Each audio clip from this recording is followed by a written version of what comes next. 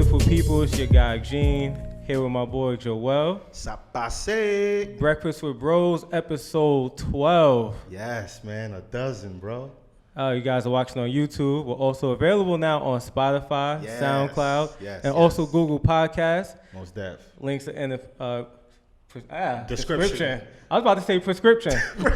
And that's kind of funny because we're going to get into that a little bit. Yes, That's what my mind is on. Yes. But as you can see, we have two lovely guests with us here today. Yes, we do. How you doing? We're going to start with the young lady first. Introduce yourself, please. Young. Hi guys, my name is Clavia. I'm from Yonkers and I am with Mental Health Association in Westchester. Nice. Thank you for having me. Thank you for coming Thank through. you for coming. We Most appreciate def. you. Clap for it, y'all. Right. Thank you. All right, and the brother to my right. Hi, how y'all doing? My name is Joseph Gray. I'm glad to be here. I work in a high school out in Ossining, New York.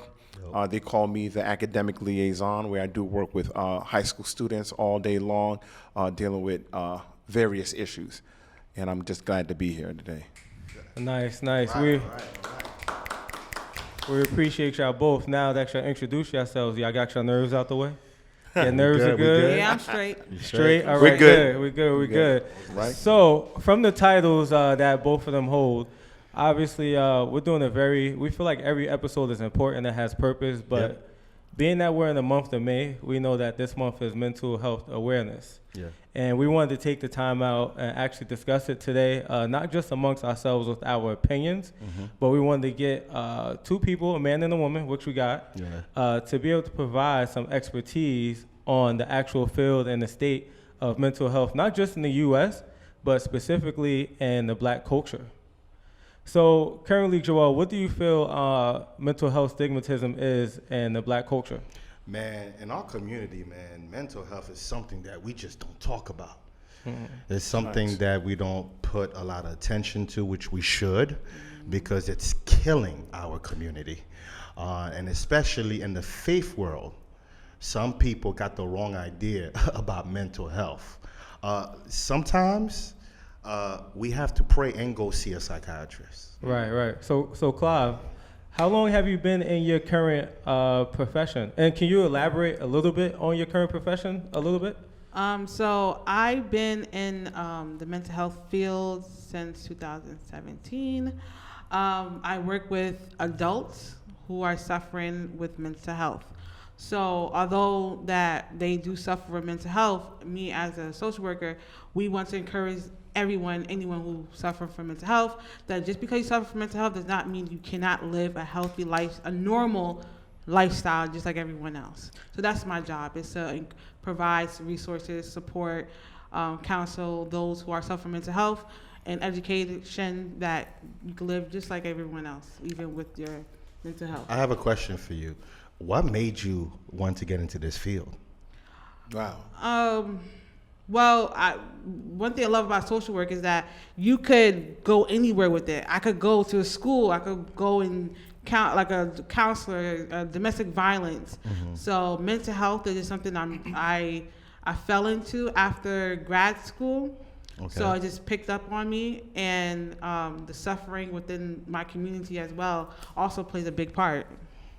Well, good. those who live in Yonkers knows like Right. how it really does affect us. Right, and what I think is important, Joseph, could you please, in your own definition, when we say mental health, we were talking about this earlier, a lot of people want to use mental health as just someone, they think immediately like somebody that's in the nut house. Yeah. Someone that may be missing a few chromosomes Yeah, or things cool, of that cool. sort. Right. But if we're being transparent, couldn't mental health be just the fact that we're still in the pandemic and you have different ways of trying to cope with that? Yeah. That is so true. That's a really, really good question. I believe that there are so many people that are dealing with issues right now, especially during this pandemic. One of the things that I've noticed, and I've been speaking to a lot of teens, and they've been suffering with this big word called anxiety. Yeah. You know, anxiety. You know, you just wake up in the morning, you don't know what's next. You don't know what to do, you know, all day long. And, you know, that anxiety, you know, it makes you feel like you can't go on anymore. However, you know, this is the part where we need to let the teens and the young adults know that there's still hope for them. By just letting them know that you're there, you know, finding resources for them, talking to them, encouraging them. And when we start to do that within our community, you would definitely see a difference. You know what? No argument from me or I think anybody else that's here. No argument and for that. Right. You made a point about the anxiety, and I think a lot of people take anxiety as a joke. And like you said, they wake up and they just don't know what to do. So I have a question for everyone. We're in the age of social media. And I did not know I was going to ask this question, but you made a great point. So now it opens us up to this. I know you can't quantify it, but from your expertise, opinion, whichever way you want to deliver it, Clive, you could go first.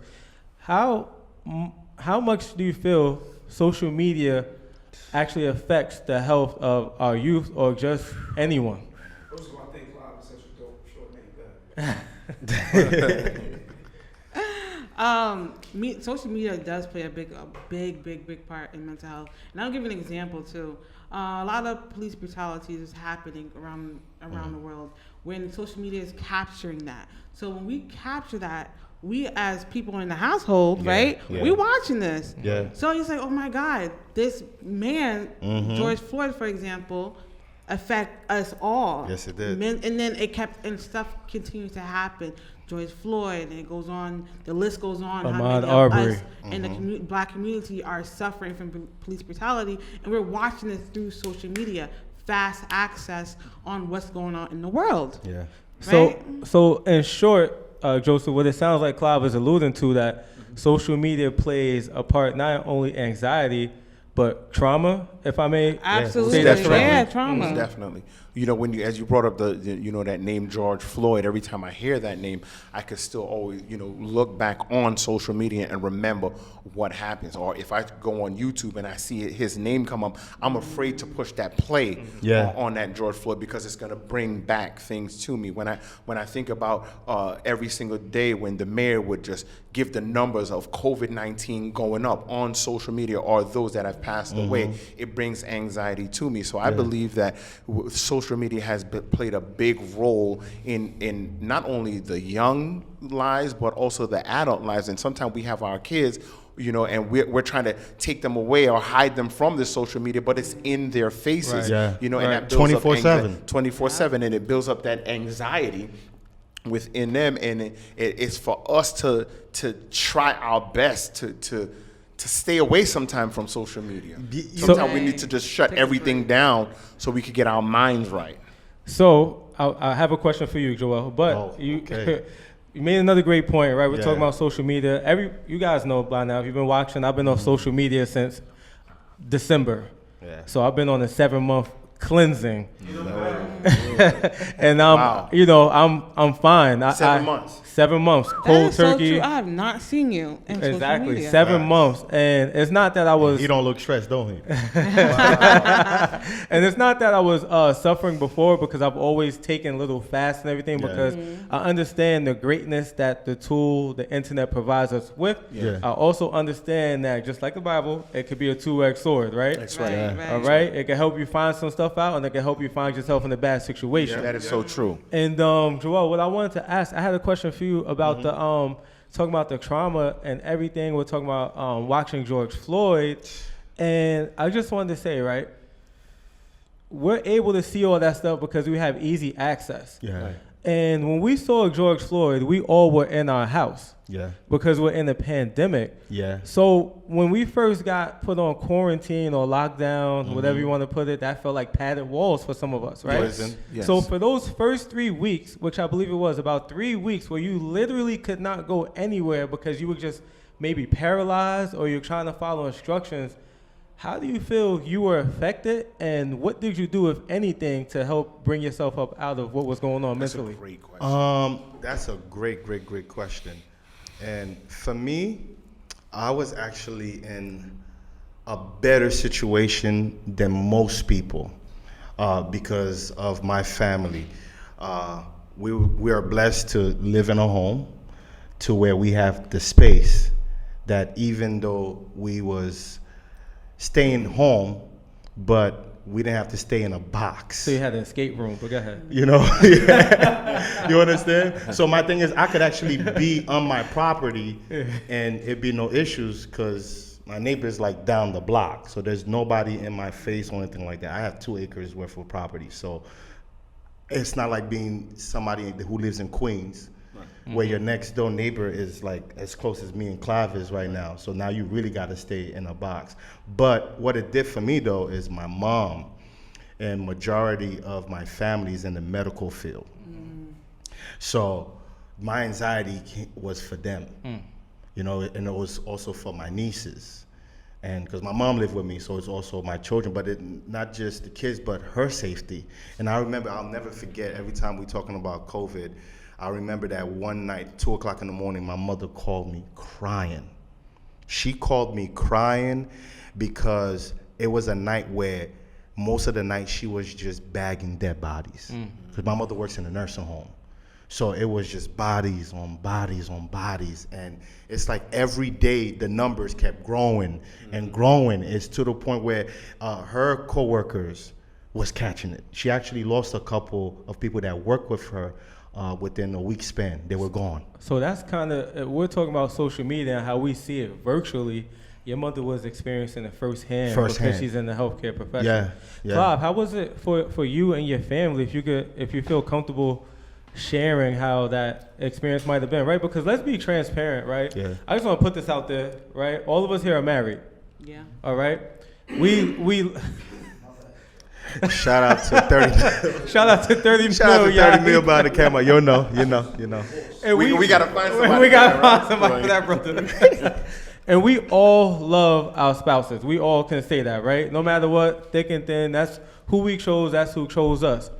With that being said, even when things are good, when you're not in a pandemic, you don't want to spend 24/7. Let's just be real. So Clive, you were spending 25/8 with your husband. How was that for you? Because you just had your daughter too around that time. We kind of had that in common where we have newborn babies pretty much. Yes. That was Right. a quarantine baby. No. No. You had your daughter was When a did you have couple of your months. daughter? Amir is a Amir was a quarantine couple of baby. months. Amir is a month old, so No, Amir not is a Amir, I'm quarantine sorry. baby. You talking about her daughter? Yes, your daughter. So she had another one after I that. had another one. So she had a great quarantine. I had a. Anyway, Clive, how was that for you? The beginning of lockdown, not this part that you just enjoyed so Right. much. Shout out to Okay. Darius. Yeah, first I want to say shout out to my husband Darius. Yes, So, sir. Shout out to him. Great guy. But I agree with you. When you with your spouse 24/7, 7 days a week, it does take a toll on you because you do need your space sometimes. Right. And but he was working, so that was my thing. Like him working, going to work, and then coming home. I'm like, I don't know. Like, I got kids. I ain't trying to get COVID right now. So, but he makes sure he does a lot of protocol. When he gets to the door, he's getting sprayed with Lysol. He's stripping down right in the door, run to the bathroom. That's how y'all had that other baby, him stripping down at the door. Look at that. Oh my God. Oh, it's flashbacks. So you flashbacks. So and that's the thing. Even with your husband taking all those protocols and you feeling safe amongst that, there still was something mentally that had a grasp of you because of you just never know. of that. Right. So because I was luckily I was working from home. We work remote. So the whole time in quarantine, I'm working home. So my own mental health start collapsing itself because I'm in the mental health field. So I have 65 clients. You have to, and they all got needs, they all got emergencies, they all got this. How do you They're deal with responsible. 65 clients? You need to organize. Organization is probably, and structure is one of the keys to work. So how with are you them. doing all this Planning. structure in the midst of a pandemic?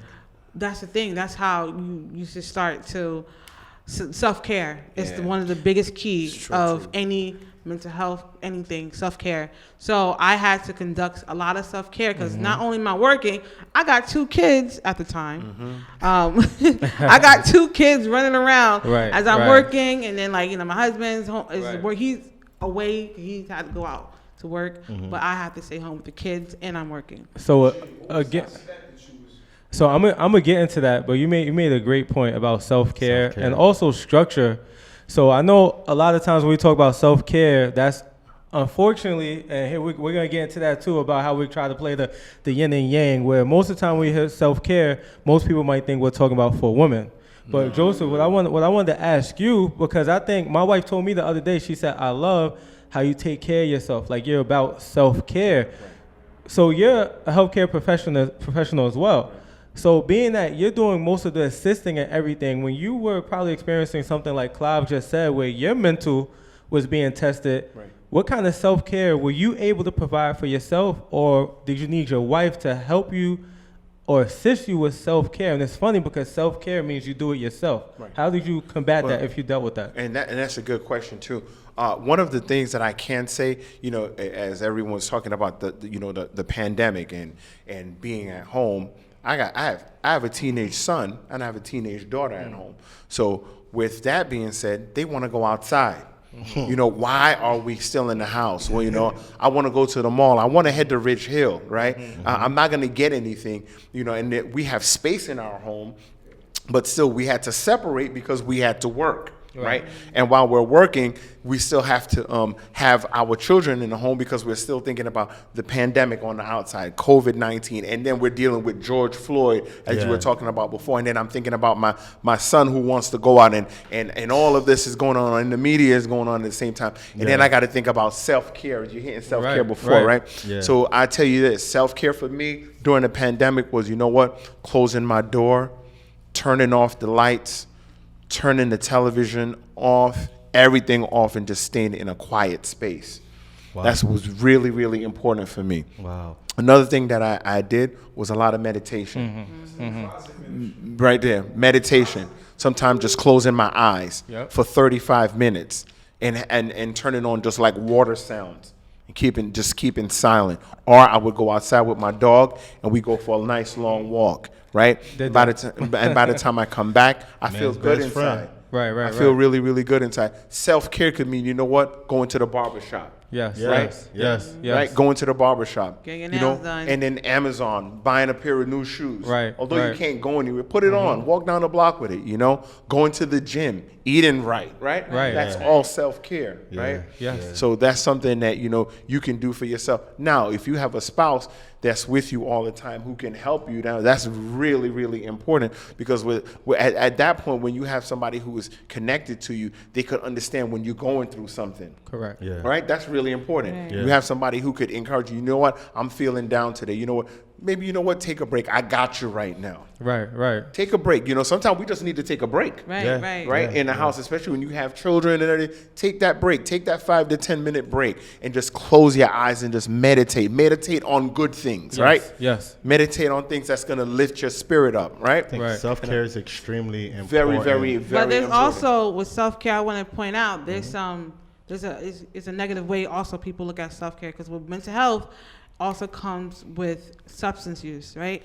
Self-care, some people come with substance use. So doesn't that lead into self-medication? No.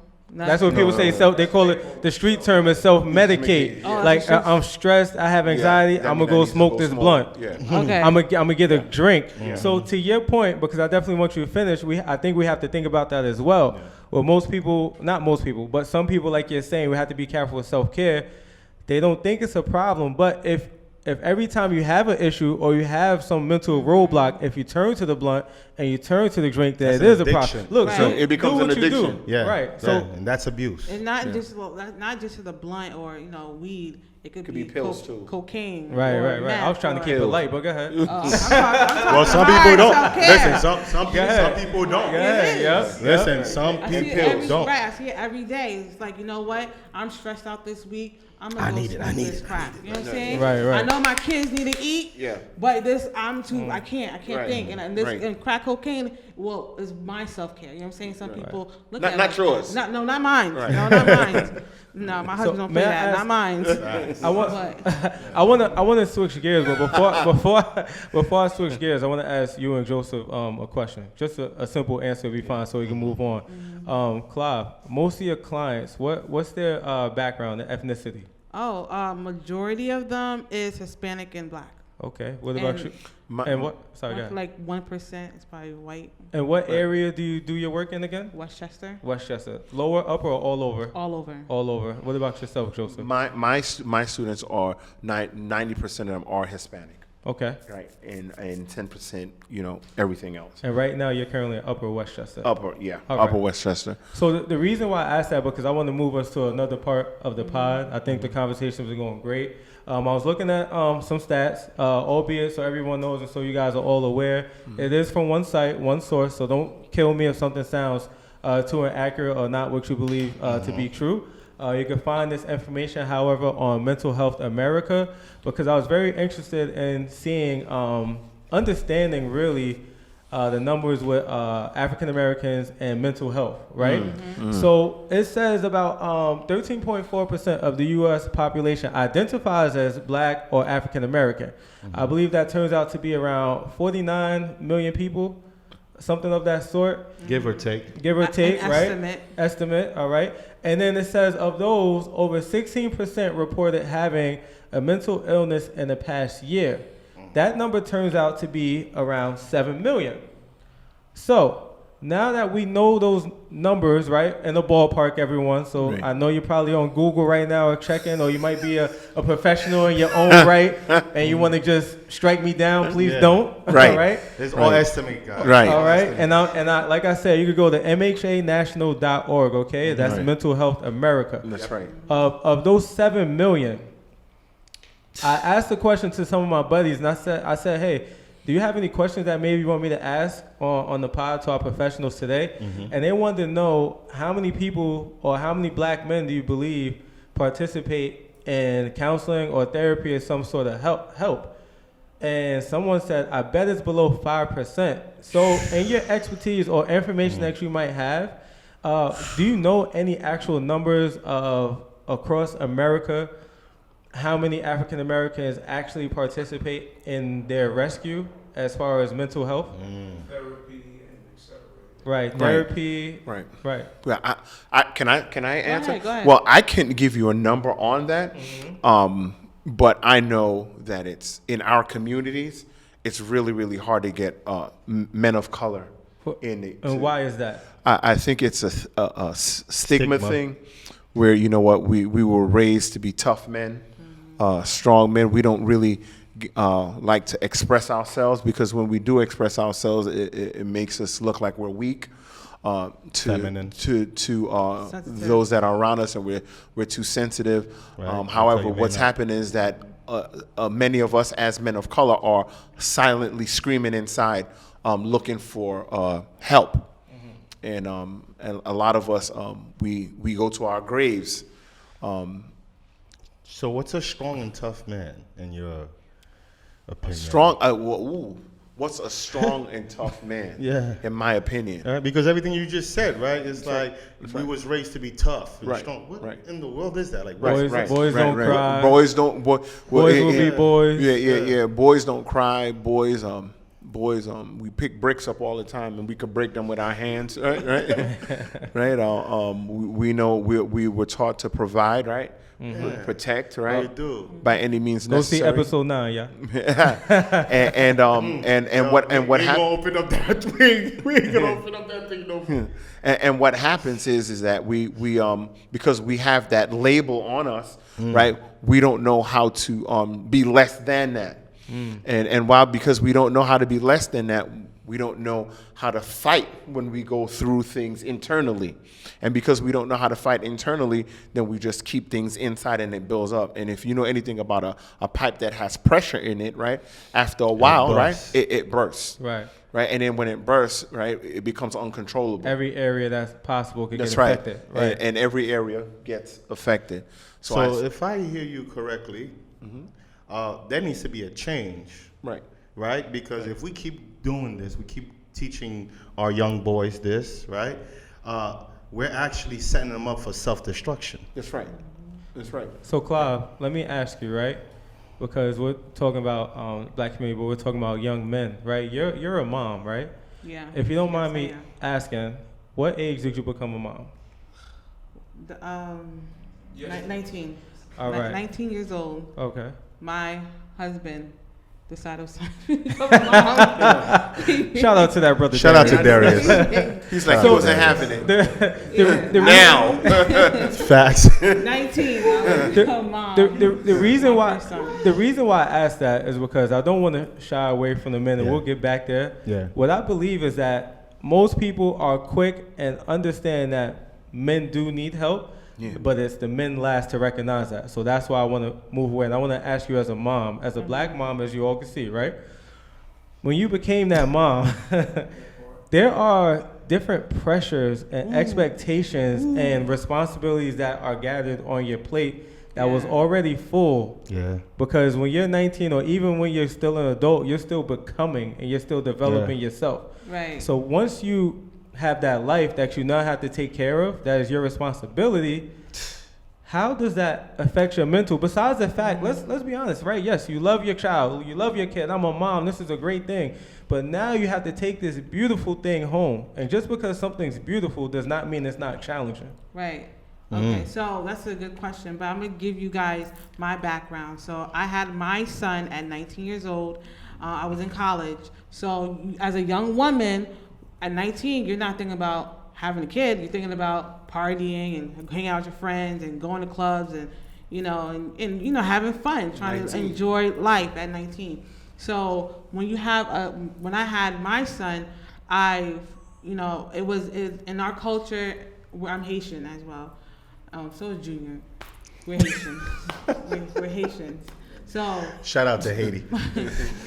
So as Haitian, they have an expectation for us to get married. Very strict. It varies very strict. That get married, have babies, live with the man. In that order. In that order. So in my aspect, it didn't happen like that. I had my son.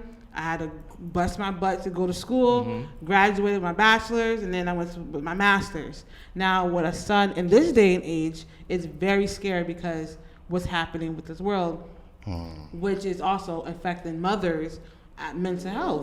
Right. And we're having anxiety because what we see in this world. Oh my God, I have a son. I have to protect my son. What is going on in this world? How can a mom like me protect my kid? Exactly. Your black son. Even with My your black- husband. Right. So I want to hold that because I definitely want to ask you a question.